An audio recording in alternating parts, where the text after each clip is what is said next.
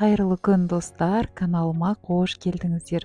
Бүгінгі күндеріңізге сәттілік серік болсын, ал менен сіздерге сәбізден сүзбелі ірімшікпен рецепт болсын.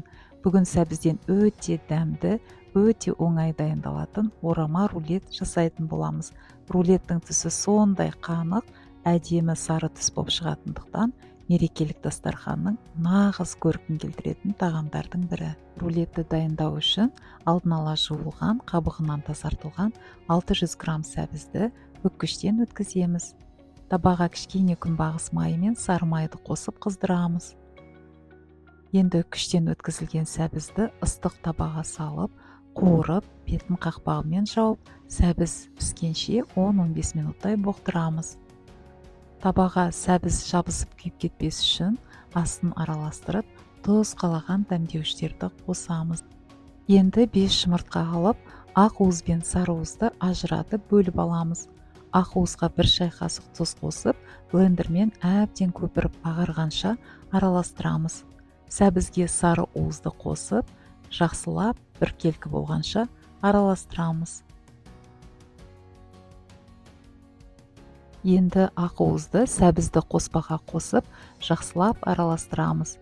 Ақ уыздың бәрін бірден салып жібермей, біртіндей қосып отырамыз.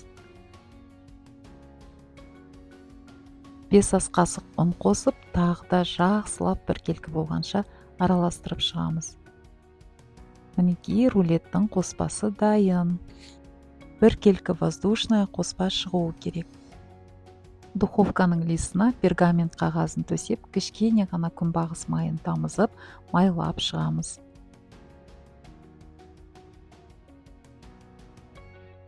Енді дайындап қойған сәбізді қоспамызды құйып, лопатканың көмегімен біркелкі етіп, тегістеп шығамыз.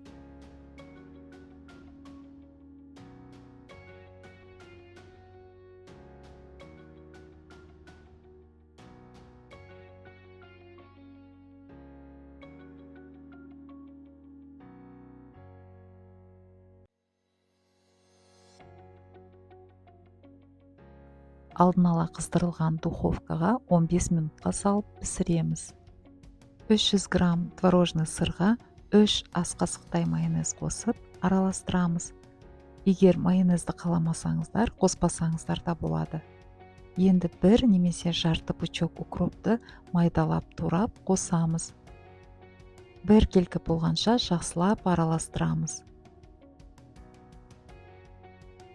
Суыған сәбізді бисквитімізге сүзбелі ірімшікті салмамызды салып, лопатканың көмегімен біркелкі етіп, тегістеп шығамыз.